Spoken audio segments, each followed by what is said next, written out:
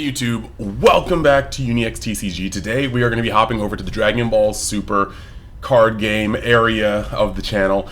This video is a Fusion World video technically, but it's also going to touch on a lot of things that we like or dislike about Masters. So this is going to be kind of like an interesting thing, but the topic here today is whether or not Fusion World is really just a dumbed down version of Masters, because the more and more we start getting spoilers and start looking at it and start kind of really playing out the landscape of this game so far, the more and more we realize that it may be less complicated in some aspects, but it may actually be more complicated in certain places as well. So we're gonna jump into that. For this, I have a special guest on the channel. It's been a while since he's been on here, but I hope you guys are excited. And then on top of that, I just want to set a like goal for 100 likes here, and I just want to hear all your comments in the comment section. So without further ado, let's hop into the video. So here we are. It has been a long time, and I mean a very long time, and I mean not just like long as in like random video that I kind of don't storyboard long. I mean like long, like amount of time between spoilers on your favorite games long. And now that we're here with Aspira, since you guys may not know him, if you guys have been watching all of my One Piece content, you may not know him on my channel. If you guys have been watching the Dragon Ball content from way back, you definitely know him. So I want him to kind of give like a little refresher on this channel, who he be, what he be about. You can already see the giant Battle Spirits card in the background, but talk to him, guys. Who are you? Yeah, hey everybody. So like Chris was saying, I'm Aspira TCG. Big coverage of Bandai games, kind of kickstarted everything with the original Dragon Ball Masters before it was even Masters, and from there kind of just pushed the Bandai space to kind of kick it off and kickstart it to kind of where it is now. So that means from covering the game to playing the game competitively and getting a couple of tops here and there, to also doing coverage. So I've done everything from regionals to Nats to battle hours, and that's across all games, whether it's Digimon, and I've even done, some people don't know, but I have done some One Piece regional coverage here and there. So that's kind of the space I've been covering in there, and even went back and forth and had a very fun show with our good UniX here for a moment. So always love being back here for another talk with the boy. Yes, sir. And I believe that little show was called Super Combo Podcast. Now, like, we used to talk about Dragon Ball Super, now Masters. It's so weird saying Masters on it now, but we used to talk about that all the time. And you know what? There are brighter days ahead. If you guys like the podcast, we really are going to try to put our collective minds together and start making some content. I can't promise that there's going to be as much diving back into Masters, but it really just depends on how the card games are going. We are definitely going to talk about Fusion World like we are in this video. But yeah, I'm just saying stay tuned. If you like the vibe, if you like the bouncing back and forth that we used to do off of the game, you're going to be in for some treats. And speaking of the back and forth Aspira UniX just vibes, I want to talk about a topic here, because a lot of people have had their preconceived notions about Masters, Fusion World, how they are going to coincide these things. But the more and more I've looked at these spoilers, and if you want to find the spoilers, we got a Discord that's actually ran by Aspira. I post spoilers in my Discord. There's the Twitter channel, but there's plenty of places to talk about them, to look them over. We're currently maybe about between a third and halfway of the first set. We've got a bunch of commons, uncommons. We started moving on to the rares, so you know there's less rares than there are uncommons and commons, and then even further less SRs. So we're gonna start getting to the real meat and potatoes of this set. But a lot of people have been looking at Fusion World as a dumbed down version of Masters. But the more and more we've been looking at these cards, and I know personally I've been looking at the flow of the game and how I perceive it, when Masters came out, counters were a very one and done thing. You had your Whisk Coercion, which is just like, okay, counter, untap a blue energy. You had your Vados's Reprieve, I believe, which is like counter, untap a battle card. Full Power Energy, counter, smoke a 1-drop or less. And then you had your was it Crusher Ball? I don't even think they had a real negate in set 1. I think it was just Crusher Ball that come into play and tap. Yeah. So yeah, yellow didn't have a negate, they just had that. yeah, so you had a bunch of cards that just stopped one threat, except Crusher Ball. But at the time that Crusher Ball came out, you weren't putting two bodies onto board at the same time.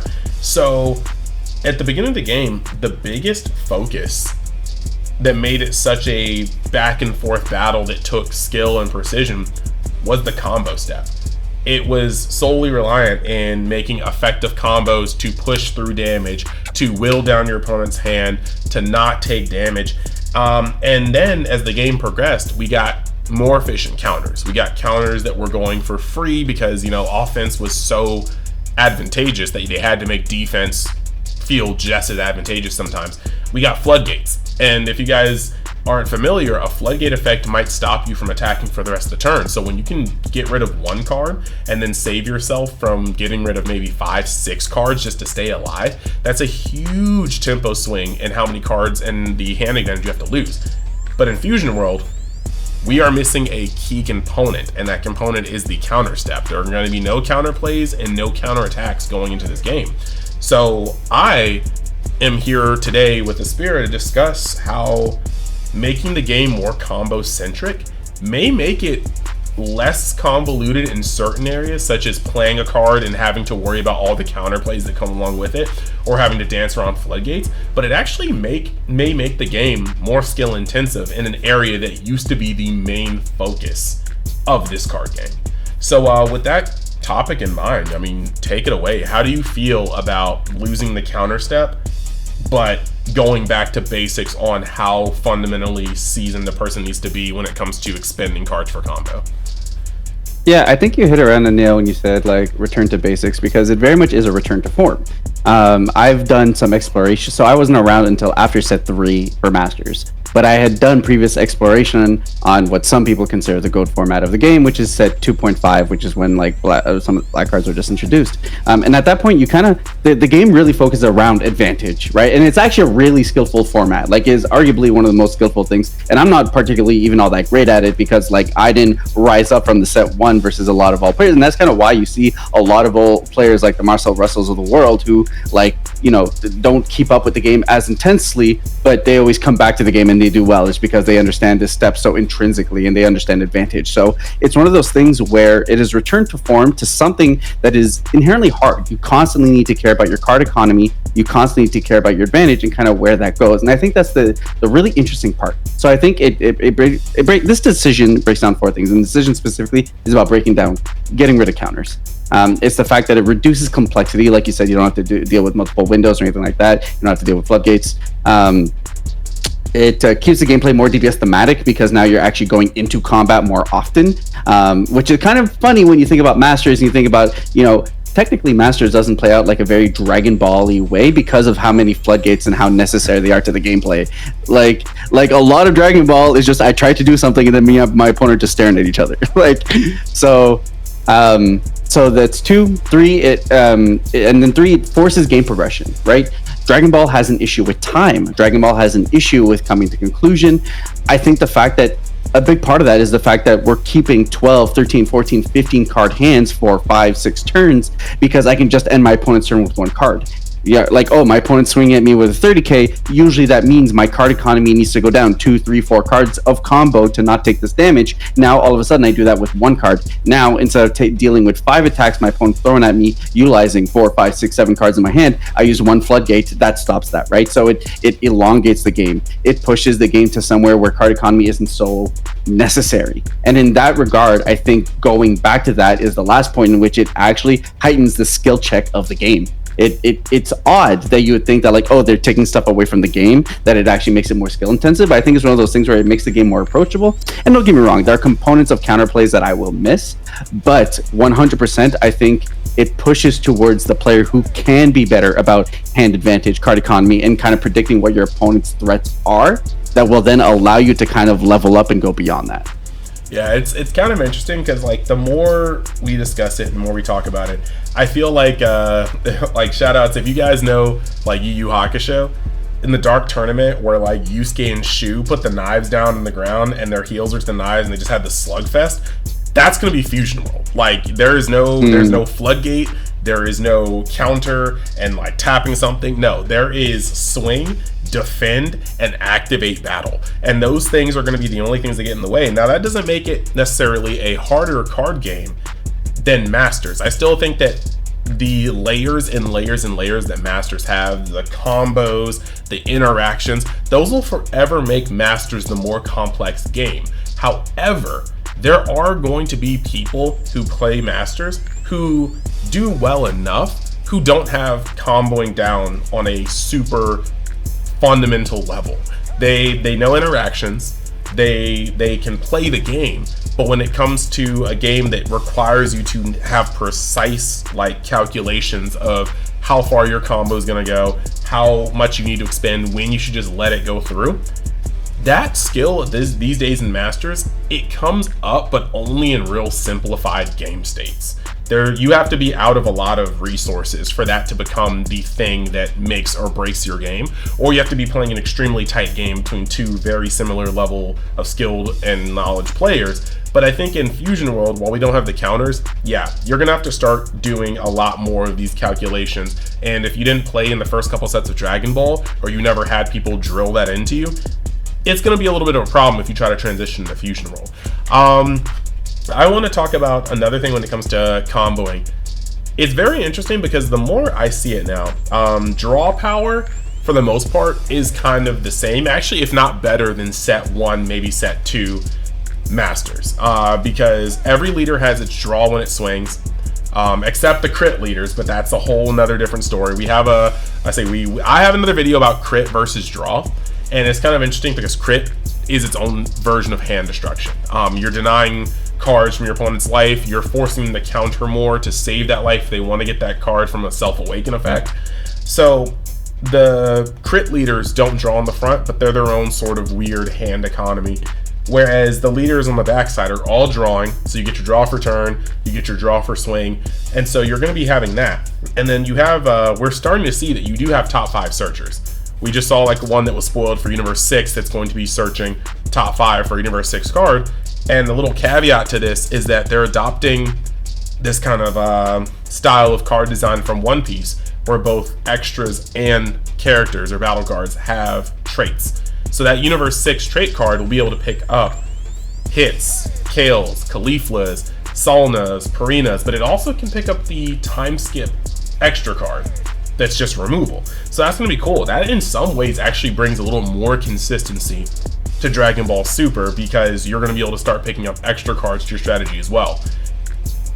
However, actually not quite however yet, I think most colors are getting a Majin Buu, whereas in set 1 of Masters, you had to play blue to have that play a body, gain a card. And then in set 2, they released a 2-drop Goku that could do the same thing. But in this set so far, every color has a card that draws one. They have multiple self-awakeners. So you're going to have that kind of like building block that every deck can stand upon. But moving past that, I think that while you do have a lot of cards that draw or replace, they float, and you still have your draw for turn, your draw for leader, your combo phase, I think, is gonna actually be way more in the defensive area, because I can't just imagine going through a turn and swinging 3 times and allotting 1 to 2 cards per swing, and then just turning around in your defensive phase and having like 3 cards in hand and being like, wow, this sucks. And like, so it's weird because without the counters, I do think that comboing will be primarily for defense, and I could be wrong. I very well could be wrong, but that's just the vibe I'm getting. And I want to know how you feel, not only you guys in the comments, that'll come later, but Aspira right now. How do you feel about that notion? Yeah, no, it definitely is. And we can kind of see that it's kind of like purpose and design, right? Super combos are only defensive now. They will only give you 20k, or is it just, yeah, right? I think it's defensively, they only give you 20k. And then otherwise they're just 10ks. So, or the fact that we're seeing like so many plus 115ks, in Green's case, plus 120, 25ks, right? Where you get to spend 1 energy, use an extra card. And that's actually design that we didn't see until actually many sets into Masters. So it's more exploring there, giving extra cards that utility to be able to use as combo addition. So it is 100% going to be a more defensively in game in the sense of how you protect yourself. Especially when we see abilities like Vegeta that can attack for 35k. You see the android leaders, which once they're at 6 energy, they swing for 30k, right? 25k awakened Broly leader. So it feels like they want the notion of you being able to deal damage is much more built in, and kind of the make or breaks of the game are how you evaluate being able to defend yourself. And in that sense, Fusion World makes board matter again.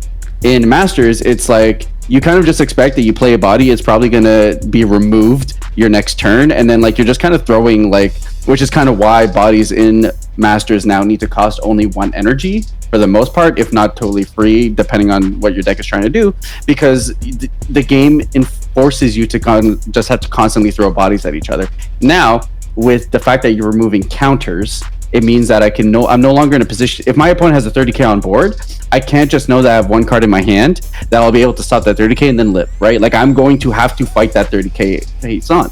You know, if they have a 20k, a 15k, or whatever. So it's this mishmash of board matters again, and my hand management matters so much that I'm in a position where I strongly need to consider so many components of the game that will allow me to be able to survive. Whereas it does feel like on a base level, a lot of my stuff will still be able to deal damage. Yeah, no, I definitely feel that, and it's actually kind of interesting because like something that's very, very cool to me is that the more of defensively comboing and your extra cards and things like that, that feels very akin to One Piece. But I'm not trying to hate, because you guys know I do a bunch of One Piece content. It's primarily my content right now, but I do like the fact that while it looks like the game will pivot to defensive comboing being your main avenue of comboing, I do like the ability to every now and then just turn the tide of the game by being like, hold up, let me give you that razzle dazzle offensive combo, and then you're like, Nani! Like the attack goes through it, it offsets your entire, like, that's cool for me. Like the options are a TCG player's bread and butter, and just knowing that if you need to push a damage through, you still can via comboing, that means the world for me. Even if I only do it twice per game, just knowing that I can be like, oh, this is the shot, it needs to get through, that thing needs to get KO'd, or you need to take this damage, and being able to put like half my hand into it if I need to, I think that's really, really good. That's really going to stop the game from being as linear and confined as it is. Because like I said, I love One Piece, but sometimes the attacks are a little bit too countable. Like there are times where you can literally look at the board and know between this amount of Dawn, between this amount of things, between this being played and this amount of Dawn left over, this is the maximum amount of values that this person can swing at me time and time again with. Whereas with Dragon Ball, if you have an 11 card hand and 4 bodies on board, there's no summoning sickness, there are going to be a lot of variables that you will need to compute on the fly to find success, and that's just going to be a more complex game. So it's like, when it comes to complexity, I'm just gonna put it out there right now, I still see this as like a Battle Spirits Dragon Ball Masters, with maybe Dragon Ball Masters being a little higher. I think that Battle Spirits is very, very, very, very, very ingrained with like competitive focus, but I just think that Dragon Ball Super Masters is at a point where it's just had so many sets, and you just look at some of the top tiers of the game and you're like, what in the name of combo centric is this? Like this is just, it's wild. So I'd probably put Masters, and then shortly under it Battle Spirits, and then under that I'm gonna put Fusion World, and then under that I'm just gonna let Digimon and One Piece duke it out. I'm not gonna front. I used to hate on Digimon a lot, but Digimon is starting to speed up. It's starting to get a little bit of counterplay. It's starting to really kind of evolve. And One Piece is very fun. It has its like building blocks, but it's simplistic in a lot of different ways. So I do think that Fusion World is going to land quite nicely in its terms of competitive complexity, in terms of this. But I'm pretty excited, and I guess, like, was there anything else you want to talk about that topic before we potentially touch on some other Fusion World topics? Yeah, I just kind of run about, like, I love, the thing you were saying about just having that offensive capability. Like, let's say we're comparing to One Piece. One Piece, the problem is that the information is always on the board, right? You, outside of like a sneak rush or anything like that, you know that your opponent will always have about 10,000 power at max to distribute however he wants and kind of make that. So it's like, the optimal math is like if you and your opponent are always at the same skill level, will always be known to the both of you. Oh, here I need to swing 9, 10, 10, or whatever the math ends up being, because I know that that's how it secures damage, right?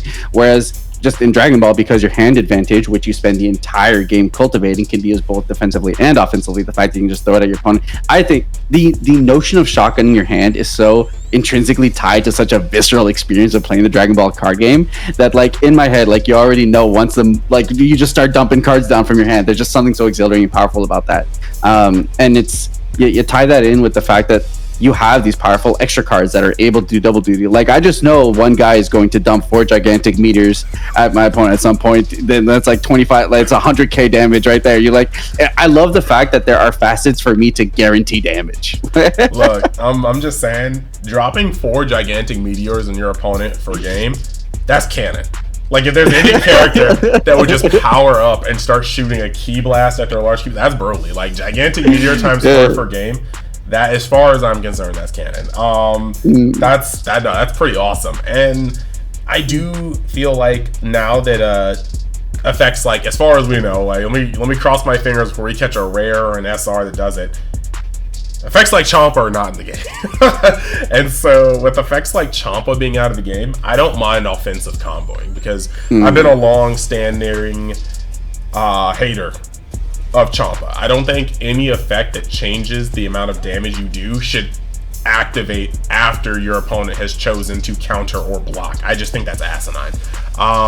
And now a lot of people do feel that same way nowadays. They used to fight me on it way back when, but they feel that same way nowadays. Not a lot of people hated the Champa ban, but a lot of people actually still feel like super combos working the way they did in Masters should still be the way they work in Fusion World. And personally, I felt that in a game like set 1, 2, 3, and even 4, actually especially 4 when Shugesh came out, I personally felt like, or was it 3? It was 3 or 4 when Shugesh came out. I can't remember. It was 3, and then I think it exploded in 4, if I'm not mistaken. I personally felt like in a game of just resource attrition, super combos were actually one of the main things that added variance to those games. If you just didn't see your super combos, or you saw one, but your opponent saw all 4, there was going to be either a couple of transactions where you just completely got bottomed out because they just hit a super combo, didn't lose anything in hand, and won the exchange. Or there was going to be a point where you get shotgunned, or you try to shotgun them for game, and you hit your one super combo and combo the rest of your hand, and they super combo, super combo, super combo, and then break it. And you either die because they were swinging, or they live and then clap you back on the next turn after your shotgun. So personally for me, especially the replacing the card in hand, I felt the super combos were actually the part of the game that introduced more RNG and took away from skill in the first couple sets of the game. Later, we got so consistent that it's just kind of like, I mean, if you didn't get your super combos, RNGesus just didn't love you, and that's fair. But we just got to the point where every super combo is searchable by a top 5, maybe even 2 top 5s. You're drawing so many cards. If you didn't see your super combos, something went wrong or you played wrong. But especially in the first couple sets of the game, that was a huge thing. Super combos actually weren't really searchable by most decks. Blue had Piccolo. It was a bit before we got a God Searcher, and all the Namekian Searchers were not in blue. Like, you just had a bunch of things that just didn't quite link up, and so super combos very much so came down to, did you see them off the top of your deck or your opening hand? So I'm kind of in a weird position about this, but I definitely kind of like super combos being defensively powerful, but not cantripping, and I think a lot of people don't feel the same way about that. So I want to get your thoughts on that. Yeah, I think in terms of it not being like having any advantage on the offensive side, I mean, Dragon Ball, like whether you're talking about Masters or Fusion World, is such a aggressively advantaged game, right? Like, it's just it doesn't have summoning sickness. You're swinging with bodies that very easily can deal damage to your leader. So I don't think the aggro needs additional help because it's going to get there anyways. In terms of the not cantripping, I agree. I think there's a level of consistency now where Masters is at, where, like you said, it doesn't even really matter anymore because odds are you're going to see it. But in a level like Fusion World, like, it's just there's such a feels bad. Don't get me wrong. There's hype built around chaining super combo after super combo after super combo, and like that does build a little energy. But I do feel that removing it allows the game to play, like, you can play out knowing that what your opponent's working with in hand is probably what they're working with, and it allows the game to be, it kind of hits another level of that skill check where, again, you can math out kind of what your top end is in terms of dealing damage or not dealing damage, and kind of work from there. Yeah, I'll be real about it. Dragon Ball Super was like I played Yu-Gi-Oh for a long time, I played Magic for a long time, but Dragon Ball Super was like one of my first. It was probably my second love. Yu-Gi-Oh was my first until I realized how toxic the relationship was, and then it moves on to Dragon Ball Super. And like, I will say, nothing felt worse than you having a 4 or 5 card exchange with your opponent, and then them using 3 to 4 super combos, and their hand not changing, and your hand being half the size it was, and you just knew, like, wow. It also goes in with their philosophy of, we want people to use their hands. It's the whole reason we got rid of. It's one of the big reasons why we got rid of combo or counters. We want people's hand sizes to go down, and I do like the fact that in exchange for that, we didn't lose gaining hand advantage. Leaders still draw on awaken, and leaders still swing and draw. We have a ton of 1-drop cantrips. So like, hand sizes in Dragon Ball, and you still take life if they go to your hand.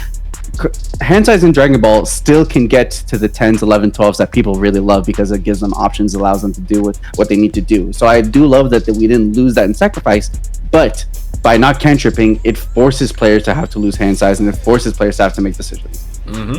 And games will likely go much less than time between the hand size dwindling and no floodgates. We will see people playing games and actually getting through them. And this this one actually is a slight to some people that may say it's impossible, but like, I'm just gonna let you know, for most of these games, they should always be able to be played best 2 out of 3. I know we've had some formats where Dragon Ball Super has gotten really long, but like, even with One Piece, lots of people are like, well, we couldn't play multiple games. I'm gonna let you guys know, on my One Piece card game videos, they are best of 3. And I do them 0.1, 0.5 times speed so they can make a shorter video for you guys to consume. However, none of those matches go over 48 to like 55 minutes. Those are all best 2 out of 3. They can happen. That's probably on you, not the structure of the game. But these games for sure will not last that long. Like, it looks like it's going to be pretty cool, and I'm actually for that. If I can have a game that's short but still actually skillful, I am 100% on that bandwagon. I can finish my locals, I can finish my premier tournaments. If you guys haven't been traveling for card games, you don't know the joy of finishing a 8-9 round event and still being able to go to a nice restaurant because it's not 10, 11 p.m. at night. I'm just saying, it's a whole new world.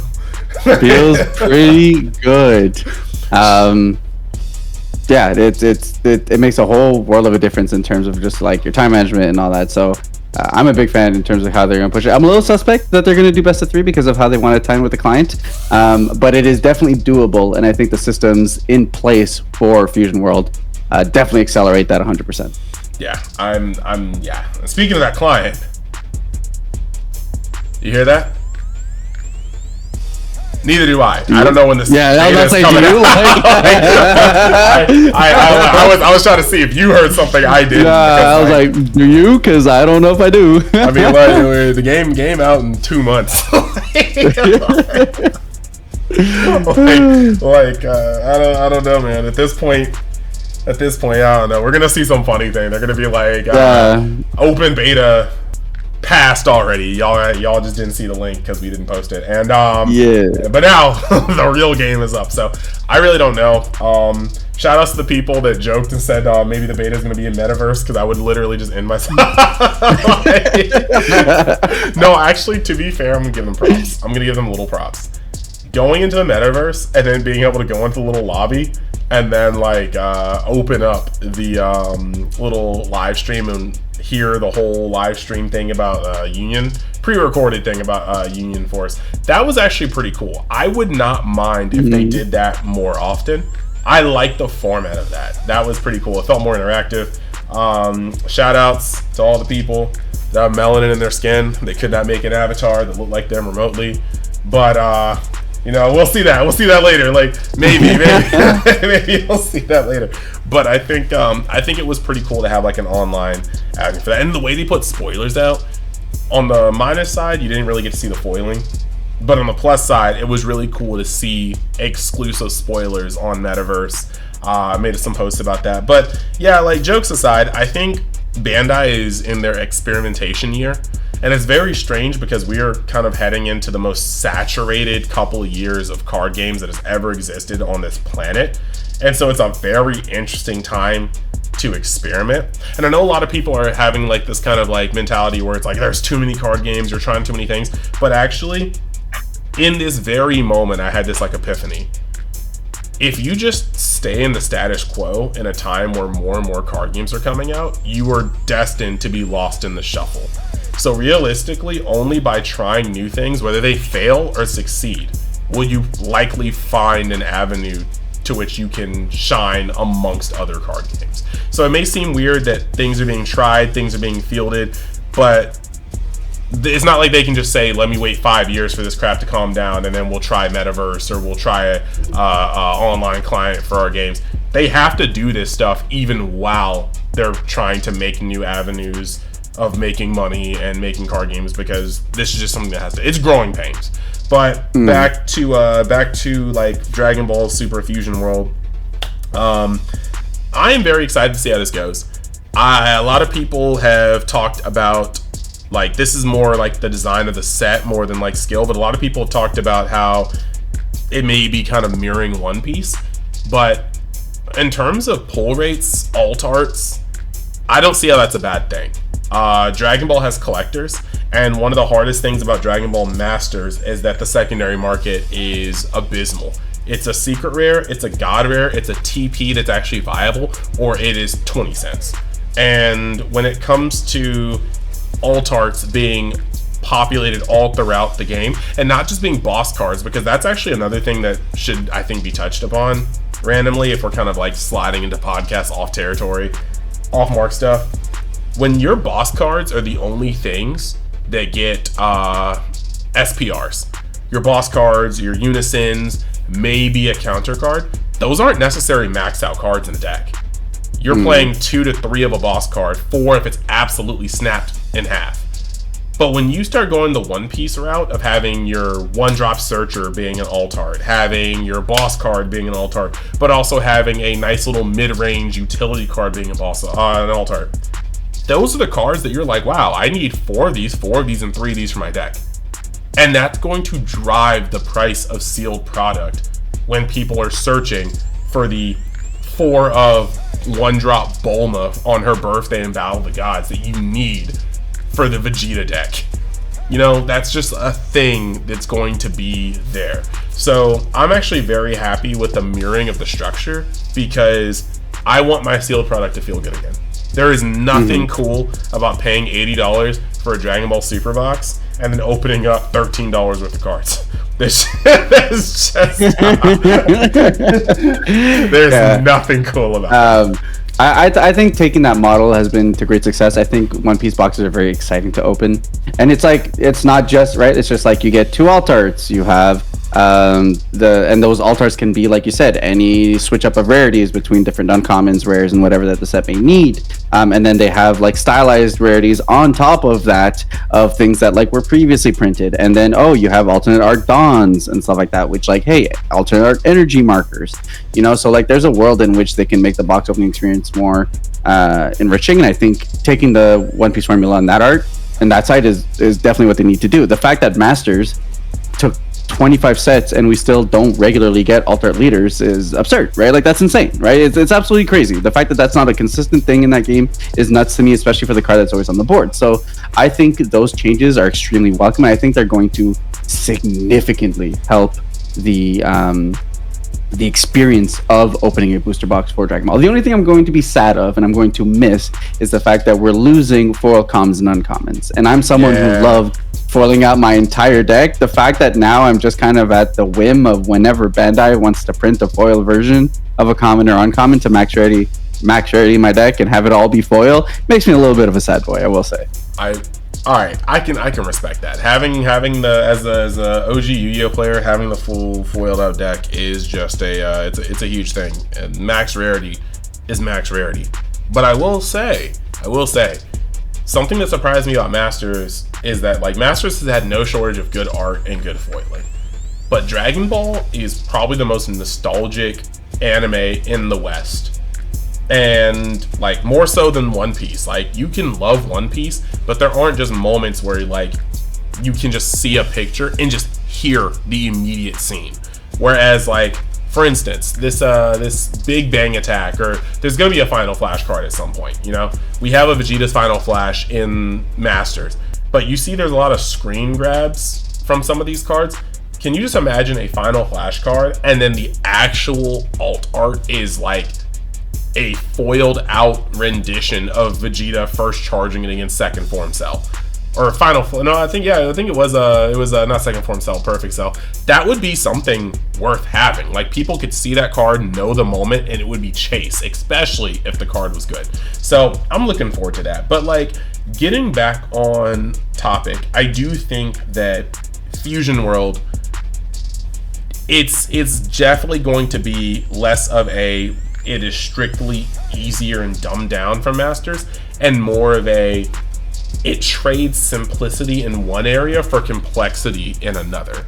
And I do think that there's going to be a lot of nuance even to this game. Like I think it's going to be a stylistic change in terms of playstyle than just harder or easier. And I do like the fact that like event cards are, wow, I play too many Bandai games.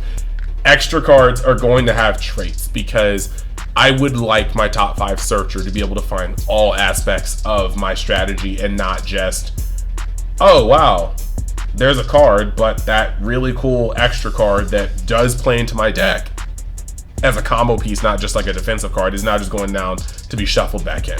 That is kind of a weird thing. So yeah, no, it made a huge difference getting that 1-drop Gohan that can actually search the strength ramp card.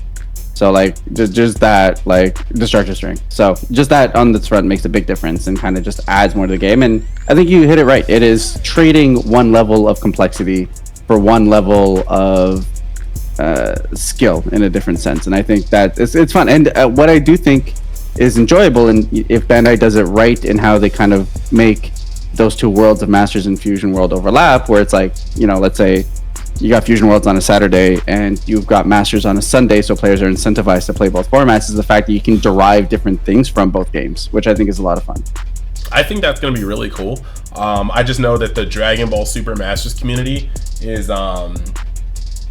they are potentially, when it comes to heckling and the memes, they are an adjective that starts with T and ends with oxic.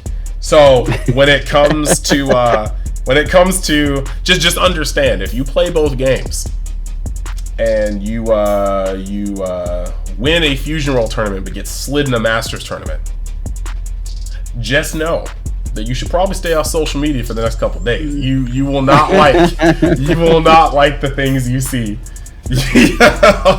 But I mean, all things considered, I think that back and forth would be amazing. I think if they, like, lots of Dragon Ball players will talk about like the celebration events, like the one in North Carolina. That's the one that was the most fun in my mind, where they had the singles tournament, the 3v3.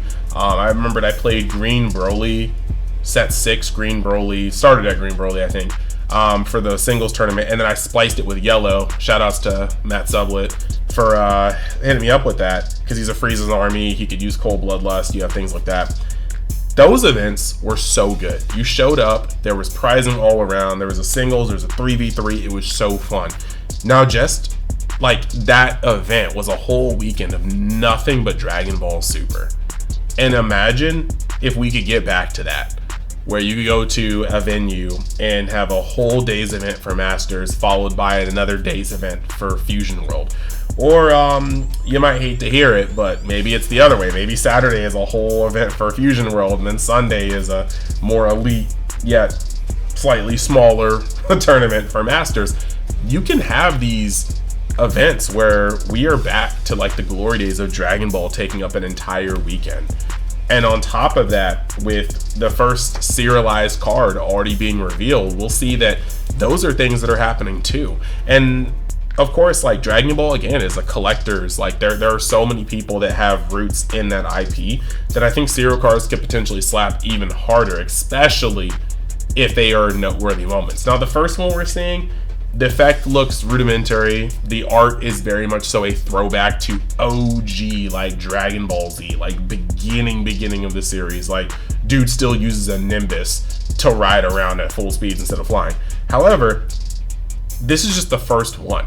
Like, what happens when we have a Super Saiyan 3 Goku as a serialized card with a mean stare down? What happens when we have Gohan powering up in Super Saiyan 2 with his tears evaporating in his aura as a serialized card? Like, there are going to be hits that go stupid. Like, you are lying to me if you were telling me that the first time we get an all silver serialized Ultra Instinct mastered card, that thing's not just dropping at 3,000 no less. It'll be the most expensive Dragon Ball Super card that has existed outside of a Nationals top payout that we've had.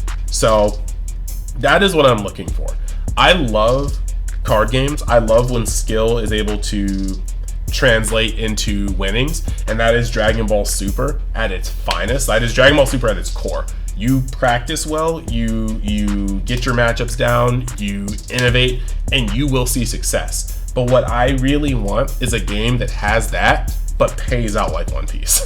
That is my promised land. I want to know that if I sit down and play a game 4-5 days out of a week and go to a tournament, that I'm going to walk away with a couple G's in my pocket. And again, I'm just saying, I went to 7 locals a week for One Piece, practice online, offline, and then there were times where like it's Marcus Cantarsi and I playing against each other at a treasure cup, and we're both sitting looking at each other with 3 cards in the hand going, dang.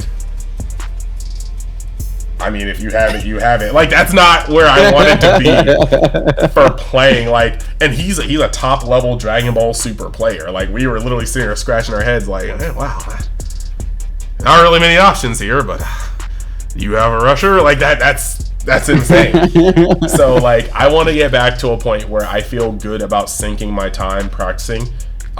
There's less variance and there's a high payout. That's just all 3 of the golden circles put into one. So yeah, I got high hopes for this game. I got hopes for the beta. I've got not the beta, the actual online client. My hopes for the beta.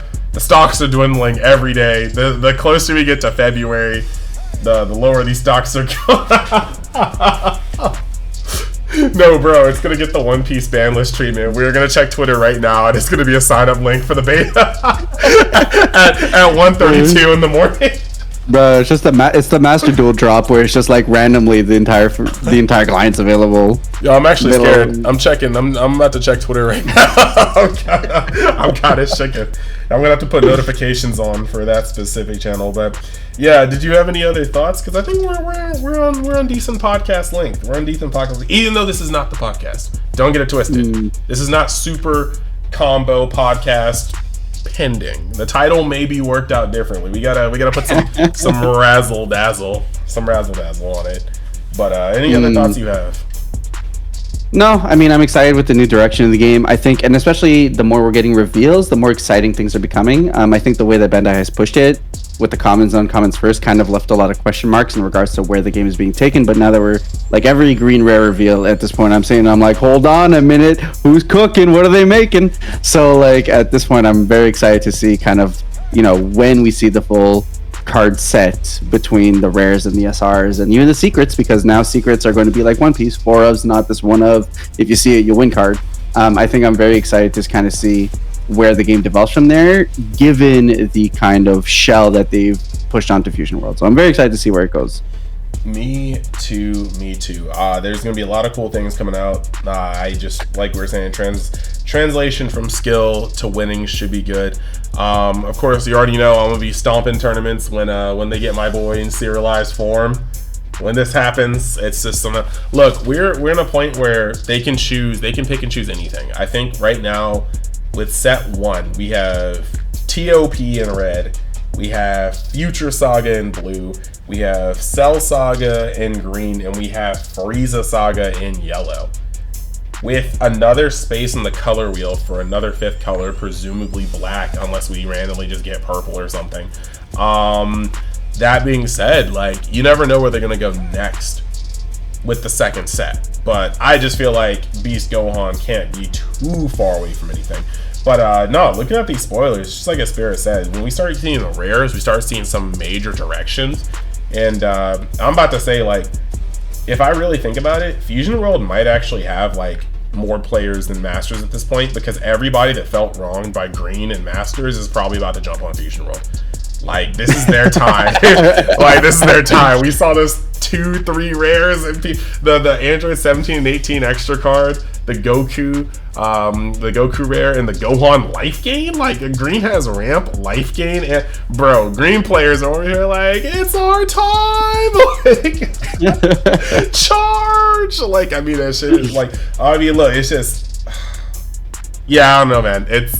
I think it's gonna be a good time, and I'm excited too, because like, usually I just see Cell Saga stuff, I see Gohan, and up until the previous set, I just saw Gohan Super Saiyan 2, then I saw the color green, and I just said, wow, okay, another dead release for my boy Gohan, mainly because it was in green.